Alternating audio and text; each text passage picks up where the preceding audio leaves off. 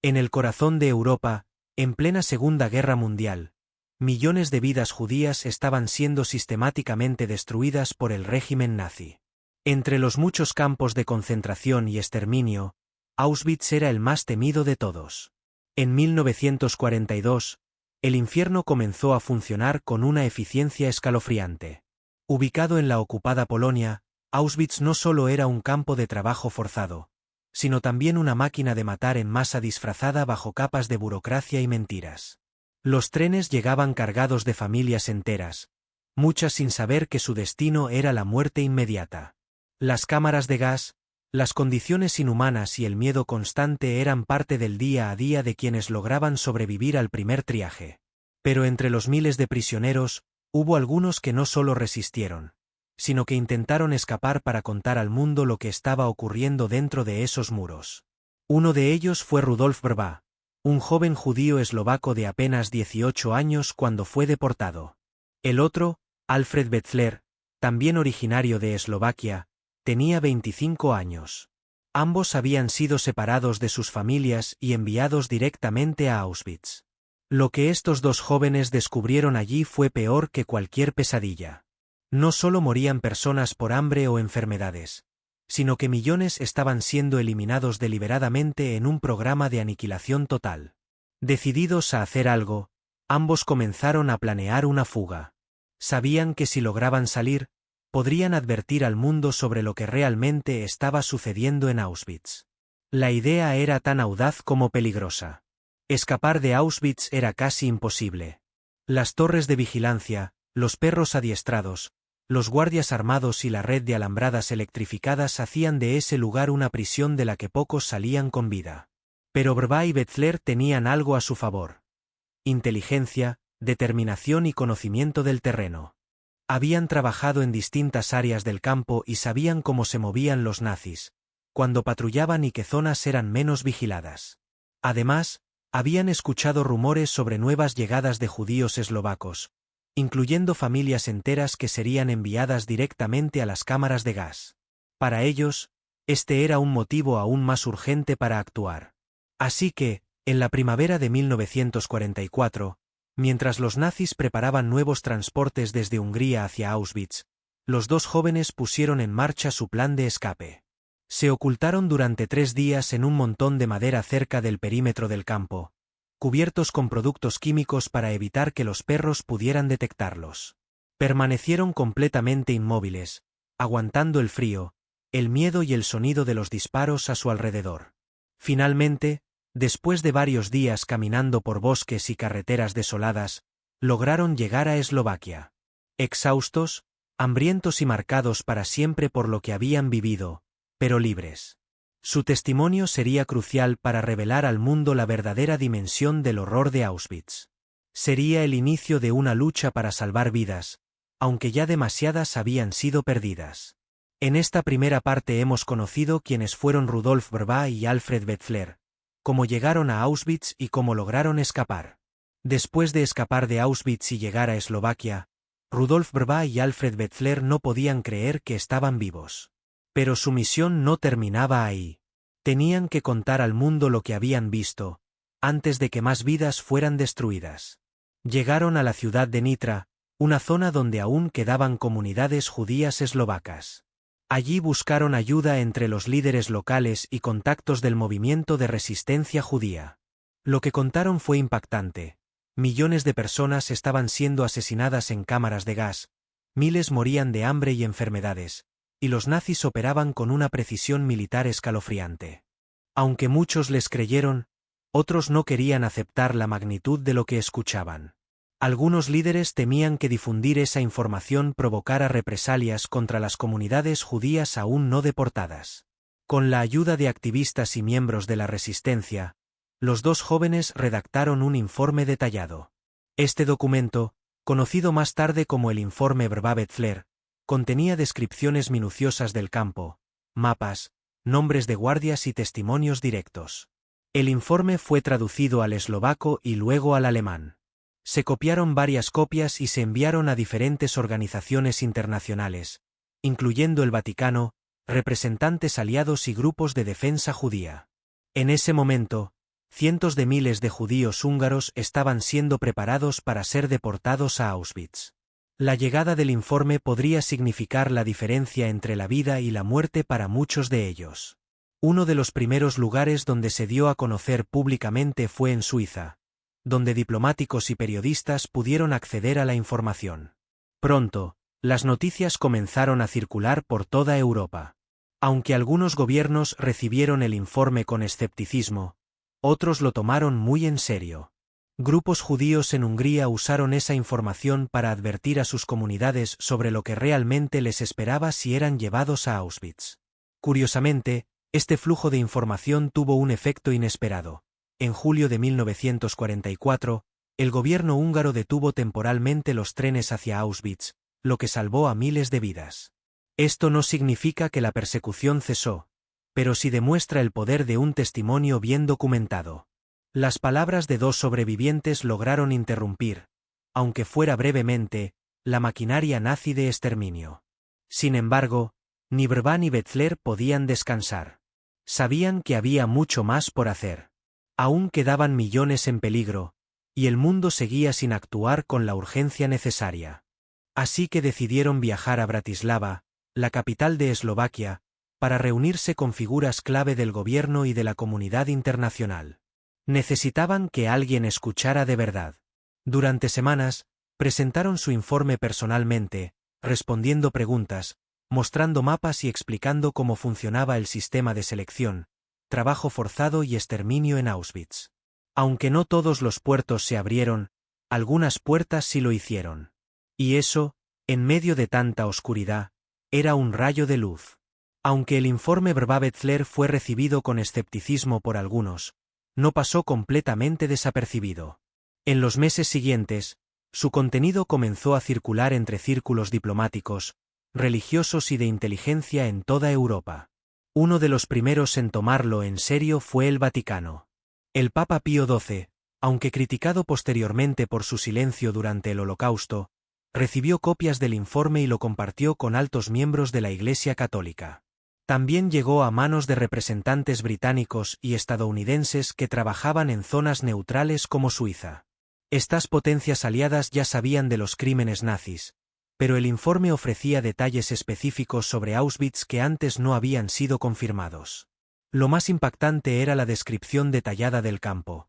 Cómo estaba organizado, cómo funcionaban las cámaras de gas, cómo engañaban a las víctimas diciéndoles que iban a bañarse, y cómo se eliminaba todo rastro de los cuerpos en los crematorios. Gracias al informe, por primera vez se tenía una visión clara de cómo operaba Auschwitz, no solo desde un punto de vista testimonial, sino también logístico y geográfico. Sin embargo, a pesar de esta información crucial, las respuestas oficiales fueron lentas, y en muchos casos, inefectivas. Los gobiernos aliados temían que cualquier acción directa contra los campos pudiera costar vidas civiles o distraer recursos de la guerra principal. Esto generó un debate moral que persiste hasta hoy. ¿Debieron los aliados bombardear Auschwitz para detener el exterminio? ¿Podría haber salvado miles de vidas? Mientras tanto, en Hungría, donde millones de judíos aún vivían bajo ocupación nazi, el informe tuvo un efecto inmediato. Fue traducido y distribuido clandestinamente por líderes comunitarios judíos y grupos de resistencia. Muchas familias que habían sido convencidas de que los traslados eran simplemente para trabajo ahora sabían la verdad. Algunas intentaron esconderse, otras buscaron ayuda internacional, y otras lucharon por sobrevivir. La difusión del informe provocó una reacción inesperada incluso dentro del propio régimen nazi. Algunos altos mandos alemanes temieron que la información saliera a la luz pública y exigieron cambios en Auschwitz para ocultar mejor sus crímenes. Como resultado, ciertas operaciones de exterminio se ralentizaron temporalmente, y se tomaron medidas para borrar evidencia física, como la demolición de ciertos crematorios y la falsificación de registros. Para Rudolf Brva y Alfred Betzler, esto significaba que su mensaje había llegado. No podían salvar a todos, pero sí habían logrado interrumpir, aunque fuera brevemente, la maquinaria de muerte. Pero también entendieron algo triste. Muchas autoridades internacionales conocían la magnitud del genocidio, y prefirieron hacer poco o nada. Aún así, El informe se convertiría con el tiempo en uno de los documentos más importantes del Holocausto. Sería usado después de la guerra en los juicios de Nuremberg y en investigaciones sobre los crímenes nazis. En esta parte hemos visto cómo el informe viajó por Europa, quién lo recibió y qué reacciones provocó. A medida que el régimen nazi se enteraba de que 2 prisioneros habían escapado de Auschwitz y que su informe estaba circulando por Europa, se desató una reacción inmediata dentro de las altas esferas del partido. Heinrich Himmler, jefe de las SS y principal responsable del llamado Solución Final, ordenó una investigación urgente. No podía permitir que más información sobre Auschwitz saliera a la luz. Se sospechaba que los fugitivos habían revelado detalles clave sobre el funcionamiento interno del campo, incluyendo cómo engañaban a las víctimas, cómo seleccionaban a quienes matar y cómo eliminaban los cuerpos. Esto era un peligro real para los nazis. Si más personas conocían la verdad, podría aumentar la resistencia, disminuir la cooperación de algunos gobiernos y generar presión internacional sobre Alemania. Como resultado, se tomaron varias medidas en Auschwitz para intentar borrar evidencia física y reducir la posibilidad de nuevas fugas. Se reforzaron las patrullas nocturnas, se revisó el sistema de seguridad alrededor del perímetro y se castigó duramente a cualquier prisionero sospechoso de planear una huida. Además, se comenzó a modificar parte del diseño físico del campo. Algunos crematorios fueron cerrados o camuflados, y se construyeron falsas paredes para ocultar ciertas áreas clave del campo. Pero lo más impactante fue la decisión de detener temporalmente las operaciones de exterminio masivo en Auschwitz. Durante un breve periodo en el verano de 1944, los trenes que llevaban judíos a morir se detuvieron. Esta pausa no fue casualidad. Fue una respuesta directa al miedo de que el mundo descubriera aún más detalles sobre el genocidio en curso. Los nazis sabían que si continuaban con sus ritmos habituales, la presión internacional podría volverse insostenible. Aunque esto no significó el fin de Auschwitz ni del Holocausto, sí salvó vidas. Familias que habían sido marcadas para la muerte tuvieron un respiro, aunque muchos seguían en campos o escondidos bajo condiciones extremas. En paralelo, se intensificó la propaganda interna. Se les dijo a los nuevos prisioneros que Auschwitz era un centro de trabajo donde podrían reconstruir sus vidas. Las cámaras de gas eran presentadas como baños comunes, y los hornos crematorios, como simples instalaciones sanitarias. También se instruyó a los guardias sobre cómo responder si llegaban preguntas externas. Se les advirtió que no hablaran de ciertos procesos ni mencionaran cifras de muertes. El silencio y la mentira se convirtieron en herramientas estratégicas. Mientras tanto, dentro del campo, los rumores sobre el informe comenzaron a circular entre los prisioneros. Muchos no podían creer que alguien hubiera logrado escapar, y que su testimonio estuviera siendo escuchado fuera de los muros de Auschwitz. Para Rudolf Vrba y Alfred Wetzler, esta reacción nazi fue una prueba clara de que su mensaje había tenido efecto. Habían golpeado al sistema desde afuera, y ahora los verdugos temblaban ante la posibilidad de ser descubiertos. En esta parte hemos visto cómo los nazis reaccionaron al informe, qué medidas tomaron para ocultar sus crímenes y cómo eso afectó, aunque sea brevemente, el destino de miles de personas. En esta parte hemos visto cómo los nazis reaccionaron al informe, qué medidas tomaron para ocultar sus crímenes y cómo eso afectó, aunque sea brevemente, el destino de miles de personas. En los meses posteriores a la fuga de Rudolf Vrba y Alfred Wetzler, el informe que escribieron comenzó a circular entre líderes judíos en toda Europa, especialmente en Eslovaquia, Hungría y Suiza. Para muchos de ellos, este documento no solo era un testimonio impactante, sino también una herramienta vital para advertir a sus comunidades sobre lo que realmente sucedía en Auschwitz. En Eslovaquia, donde aún quedaban pequeñas bolsas de población judía, se usó el informe para intentar convencer a las autoridades locales de que ayudaran a esconder o proteger a más personas antes de que fueran deportadas. Algunos líderes comunitarios lograron contactar con familias que estaban en listas de deportación y les advirtieron del destino que les esperaba si subían a esos trenes. En Hungría, donde miles de judíos seguían viviendo bajo ocupación nazi, el informe tuvo un efecto inmediato. Fue traducido y distribuido clandestinamente entre rabinos, maestros y activistas que trabajaban para salvar vidas. Muchos no querían creer al principio. ¿Cómo podía ser cierto que millones estuvieran siendo asesinados en cámaras de gas? Era algo tan extremo que costaba aceptarlo como real.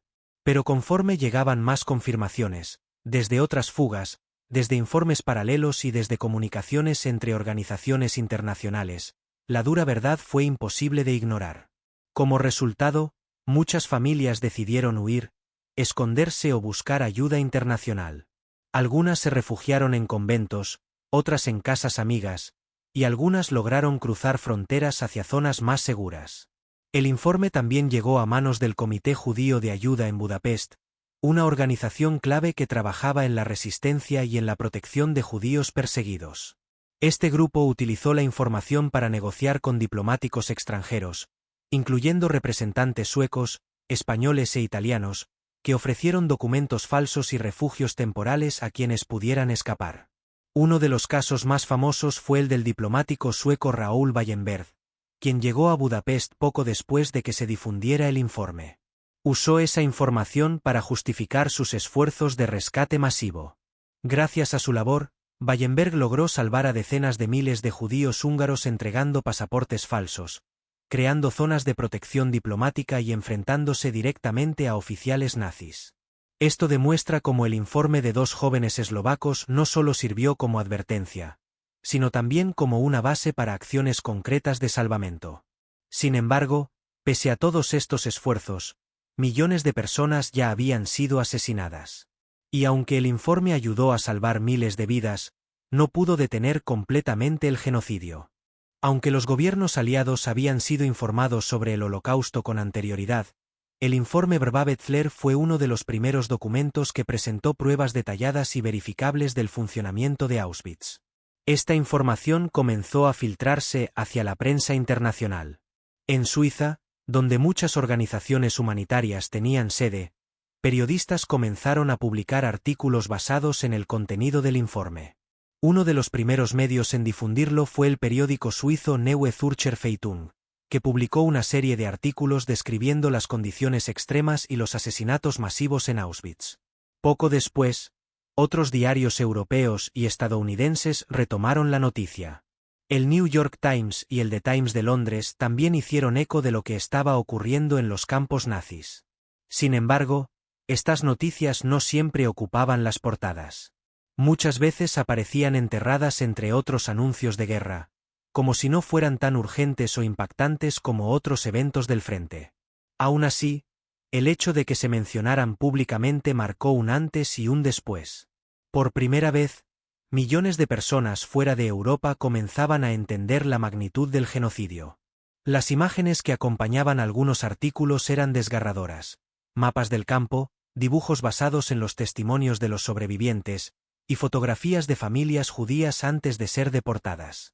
En Estados Unidos, ciudadanos comunes comenzaron a escribir cartas a sus representantes, pidiendo que se tomaran medidas para ayudar a los perseguidos en Europa.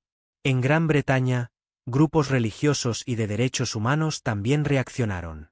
Algunas iglesias organizaron oraciones por las víctimas, mientras que otras pidieron acciones más directas contra el régimen nazi.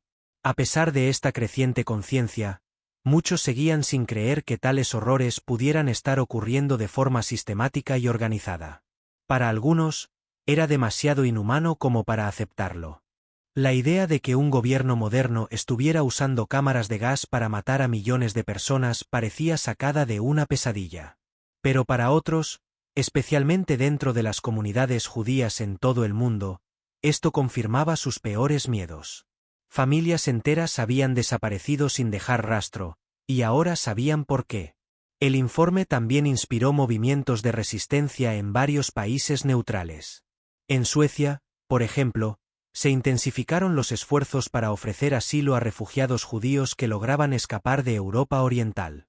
En Argentina, Brasil y México, comunidades judías organizaron campañas para recibir a quienes pudieran sobrevivir y escapar del horror europeo. Aunque el informe no logró detener completamente el Holocausto, sí influyó en decisiones clave tanto dentro como fuera de los países ocupados por los nazis. Una de las primeras consecuencias políticas fue la presión sobre el gobierno húngaro para que dejara de colaborar con los transportes masivos de judíos hacia Auschwitz. En junio de 1944, Después de que el informe circulara entre altos mandos y diplomáticos internacionales, se produjo una reunión urgente en Budapest entre representantes nazis y autoridades húngaras.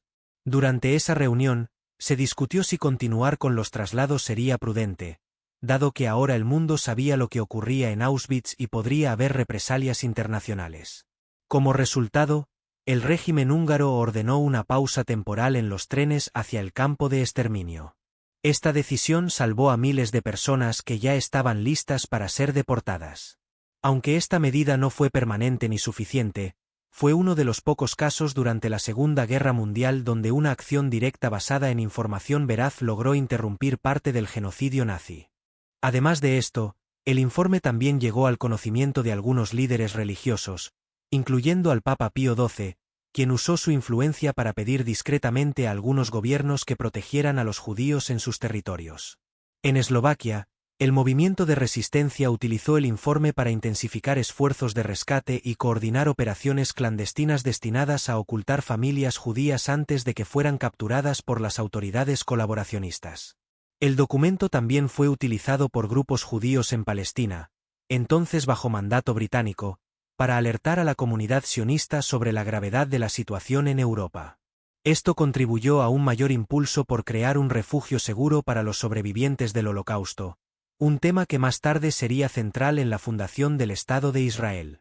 Dentro del ejército aliado, el informe también generó cierta conciencia entre oficiales de inteligencia. Se comenzó a considerar que liberar los campos de concentración no solo era un objetivo militar, sino también humanitario. De hecho, cuando las tropas soviéticas se acercaron a Auschwitz en enero de 1945, ya tenían conocimiento previo de lo que encontrarían allí gracias a documentos como el informe Brva-Betzler. La liberación de Auschwitz por parte del Ejército Rojo fue uno de los momentos más simbólicos de la guerra. Lo que encontraron los soldados confirmó exactamente lo que dos jóvenes eslovacos habían relatado meses atrás. Para Rudolf Brva y Alfred Betzler, este momento fue una prueba definitiva de que su fuga, su testimonio y su lucha no habían sido en vano. Habían ayudado a cambiar el rumbo de la historia. Después de la fuga y la entrega del informe, Rudolf Brva y Alfred Betzler se convirtieron en figuras clave en la historia del Holocausto, aunque durante muchos años sus nombres permanecieron en el anonimato. Una vez que su testimonio fue aceptado por las autoridades eslovacas y los grupos de resistencia judía, ambos jóvenes recibieron nuevas identidades y apoyo para sobrevivir durante los últimos meses de guerra. En 1945, con la entrada de las tropas soviéticas en Eslovaquia, el país quedó bajo influencia comunista. Esta nueva realidad política afectaría profundamente la vida de ambos hombres en los años siguientes. Rudolf Brva decidió no quedarse en Eslovaquia.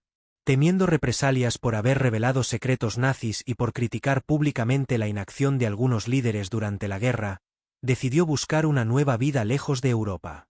Finalmente, se estableció en Gran Bretaña y luego emigró a Canadá, donde se dedicó a la investigación científica. Se doctoró en bioquímica y trabajó como profesor universitario en la Universidad de British Columbia. Durante toda su vida, Brva siguió siendo un defensor de la memoria del Holocausto. Dio conferencias, escribió artículos y participó en documentales para asegurarse de que nadie olvidara lo que había vivido y visto en Auschwitz. Alfred Betzler, por otro lado, decidió regresar a Eslovaquia después de la guerra. Allí retomó su nombre original, Alfred Israel Betzler, ya que durante la huida usaba documentos falsos con otro nombre. Trabajó como periodista y escritor, y publicó un libro en eslovaco titulado Auschwitz, The Ad Factory, basado en su experiencia y en el informe que ayudó a redactar. Sin embargo, bajo el régimen comunista, su pasado como crítico del gobierno y su participación en movimientos de resistencia le causaron problemas. Fue vigilado por la policía secreta y enfrentó censura en sus escritos. Pese a ello, Betzler continuó defendiendo la verdad histórica del Holocausto hasta su muerte en 1988. Su legado como uno de los primeros en denunciar Auschwitz sigue siendo reconocido en varios países. Mientras tanto, Brva siguió viviendo en Canadá, donde falleció en 2006. En sus últimos años, expresó en varias ocasiones que, aunque estaba orgulloso de haber escapado y haber salvado vidas, nunca pudo dejar atrás el peso de lo que perdió en Auschwitz. Ambos hombres fueron honrados póstumamente por instituciones de todo el mundo por su valentía, su testimonio y su contribución al conocimiento del Holocausto. Sus historias nos recuerdan que, incluso en los momentos más oscuros de la humanidad, hay personas dispuestas a arriesgarlo todo para decir la verdad y cambiar el curso de la historia. Hoy, el informe Verba-Bethler es considerado uno de los documentos más importantes del Holocausto. Ha sido utilizado en investigaciones históricas, juicios internacionales y estudios sobre genocidio.